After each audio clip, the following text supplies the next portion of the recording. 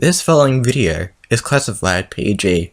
It contains some coarse language. Bob Shardy recommends parental guidance for young viewers. Hello everyone, I am the Shardy Gamer, and I am back with another part of my issues with NASCAR Heat Evolution. For those who want to watch part 1, I'll put a link in the description below. I'll start with my biggest issue that I forgot to put into part 1, which I technically did put in part 1, but I put it at the very last second, so I put it in the credits thing. If you watch part 1, you'll see what I understand. It was a no victory burnout / presentation. There's no better feeling in a NASCAR game than when you've worked hard, you win, and then you get to pretty much destroy the car.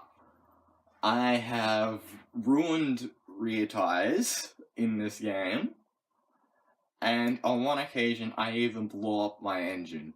I think it was at Atlanta where I won.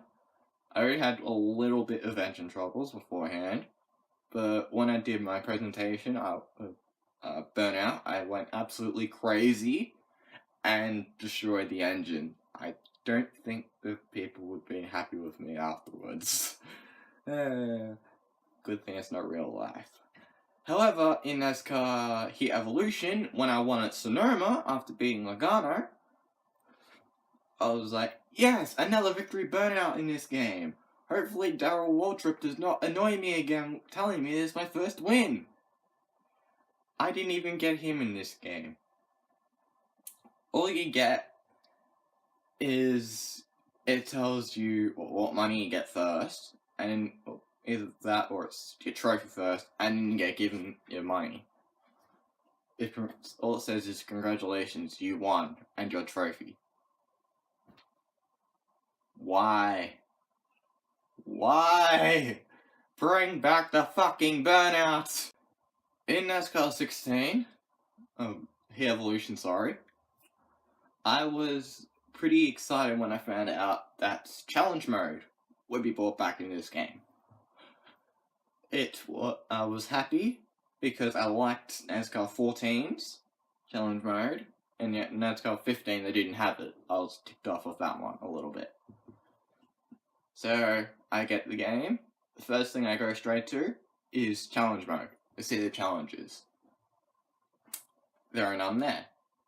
So, like, okay, maybe I might need to do career races to do it. But instead, I have to go to the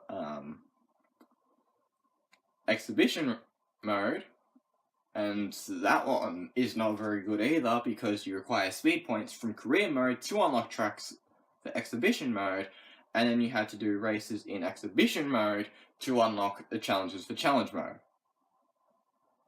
Now, if it was NASCAR 15, I would be okay with this because I've pretty much raced at Talladega once every day, and because I love the drafting and trying to see who I can get to the front. But since the super speedways in this game are shit, I've only done one exhibition race in this whole game, which was when I was going to test the drafting at Talladega, because I'd already done Daytona in career mode, but I hadn't done Talladega yet, so I wanted to see whether or not that would be better. But instead, it wasn't, so it was pretty much a waste of time. So for career next game, please, if you're gonna do challenge mode, make all the challenges already been set. So far, I've only got one, which is from my Talladega race, which was for Auto Club of Brad Keselowski. So, yes, please fix the challenge mode. You can't just have caution flags for settings for races.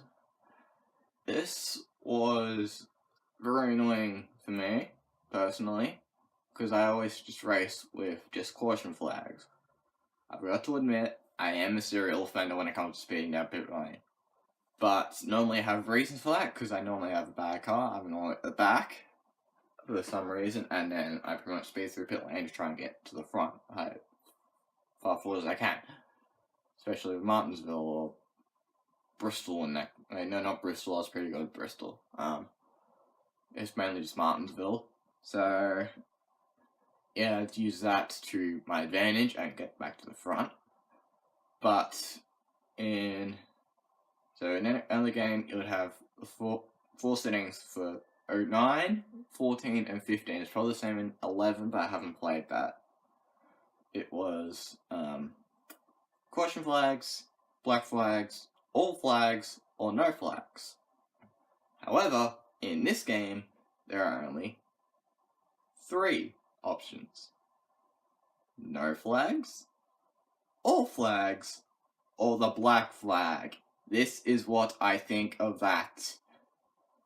Fix it for the next one, or else.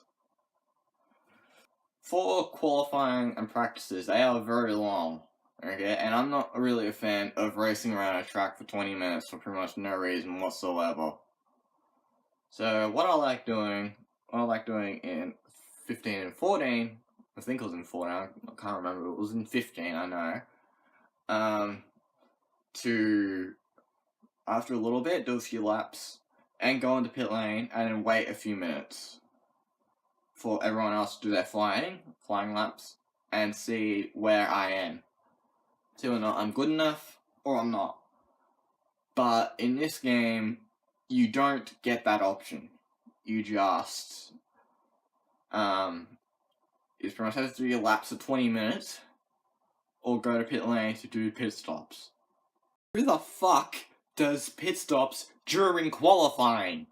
I don't even think that's allowed in real NASCAR. I don't think you're even allowed to change tires, fix fuel during qualifying. I'm pretty sure you are allowed to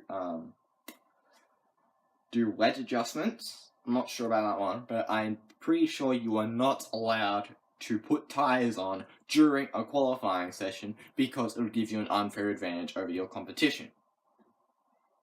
Everyone else can just go on pit lane and mind their own business for about longer than 5 minutes in some cases. But for you, it's no. You've got 20 minutes, mate. So come in, you do your pit stop, stay there for about 15 seconds whilst we do your pit stop, and then you go out and waste your life for about another 15 minutes. Fuck that! So what I do for qualifying, especially in round 1 when it's 20 minutes, I do 5 minutes, go back to pit lane, and then come back and then do about another 5 minutes, and then sim AI results. Because I can't be fucked doing qualifying for about 20 minutes for absolutely no reason half the time. This one might be a bit controversial, because some people probably don't like it, but I honestly do.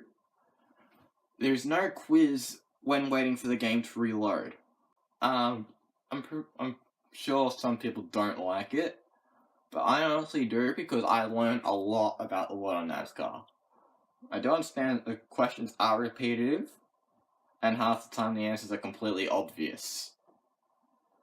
Like, for example, one of the questions was which driver won the 2011 Pit Crew Challenge, and on some occasions, either Joe Nemechek or Kevin Conway will come up, and I'll just jokingly say, oh yeah, it's totally one of them, but instead click Denny Hamlin first, and then click one of the others. Just to make it look like I'm pretending to click the other one.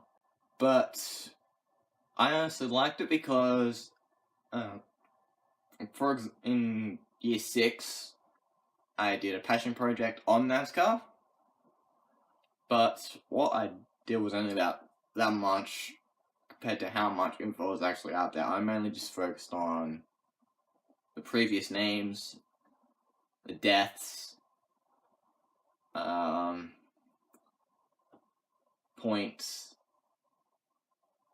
and probably a few others, but I can't really remember now how long ago it was.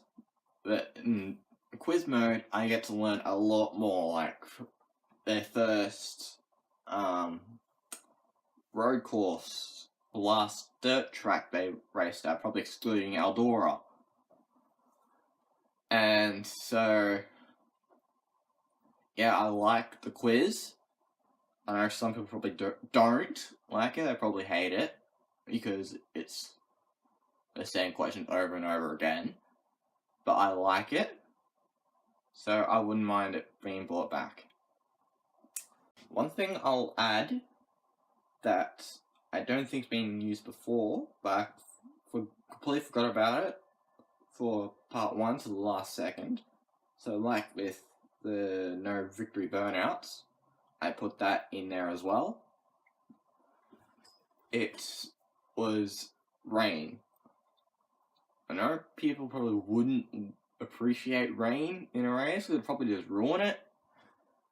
But I'd like to see it in a strategic type of manner. So, a spotter or crew chief can be like to 5 minutes, rain's approximately 5 minutes away, rain's approximately 10 minutes away. Try to put either push if you need if you're at the front and if you're safe, or if you're towards a pit stop, like for example in the Pennsylvania 400 last year, I think it was one of the Pocono races, you can be told to try to save fuel, so you can try and make your way up the field as far as you can. That's how Chris Buescher won, and Regan Smith ended up third, by saving as much fuel as they can before the rain occurred. Also, day to night races I wouldn't mind seeing, but only if you're doing about 20-25% distance, race distance. So what I'd say, or how I'd imagine it, is that you can start the race in the day, and then as the race progresses, the race goes further, goes into the night. And with Darlington, I think they start in the day and end the night. But in the games, you either start in the day and finish in the day, or you start the night and finish in the night. Even if rain, it could help this change. Like, you start the race a little bit, then it can be a rain out in the night, then it can be a rain out, and then you end up in the day, racing in the day. So the handling could completely change. I know it probably wouldn't, because I stick with the neutral settings. I do not touch any of the settings, so it'll probably end up ruining it. Like in 09, I went a little bit crazy with the settings and kept spinning around every single lap. And so it would be interesting if they had day to night races. I will appreciate seeing it, but I know people wouldn't like it. But I wouldn't mind them giving it a try. Now, this finishes my video, but one other thing I'd like to talk about was actually pretty funny.